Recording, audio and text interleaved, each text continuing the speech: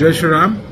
బంగ్లాదేశ్లో హిందువులపై జరుగుతున్న దాడిని ఖండిస్తూ రేపు ప్రజా ఆగ్రహ సభ వివిధ హిందూ సంఘాల ఆధ్వర్యంలో రేపు సాయంత్రం 3 గంటల నుంచి 5 గంటల వరకు ఇందిరా పార్క్ ధర్నా చౌక్ లో నిర్వహిస్తున్నాం. మరి మా ధర్మరక్ష కూడా అందులో పాల్గొంటుంది, నేను కూడా రావడం జరుగుతుంది.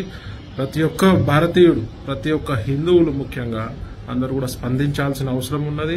అక్కడ జరుగుతున్న దాడిని నిరసిస్తూ మరి వారిపై ఒత్తిడి తీసుకురావాలి. అక్కడ హిందువులకి మరియు హిందూ దేవాలయానికి భద్రత కల్పించాలని ఒత్తిడి తేవాల్సిన బాధ్యత ప్రతి ఒక్క హిందూ సోదరుడిపై ఉంది. కాబట్టి ప్రతి ఒక్క హిందూ బంధువు రేపు 3 నుంచి 5 గంటల వరకు ఇందిరా పార్క్ ధర్నా చౌక్ 17వ తేదీ శనివారం సాయంత్రం అందరూ పాల్గొని ఈ యొక్క సభని విజయవంతం చేయవలసిందిగా మనవి చేస్తూ మీ చికోటి. జై శ్రీరామ్.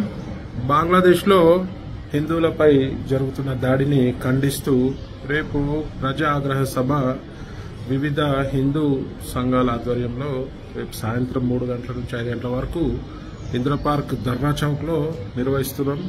మరి మా ధర్మరక్ష కూడా అందులో పాల్గొంటుంది, నేను కూడా రావడం జరుగుతుంది. ప్రతి ఒక్క భారతీయుడు, ప్రతి ఒక్క హిందువులు ముఖ్యంగా అందరూ కూడా స్పందించాల్సిన అవసరం ఉన్నది.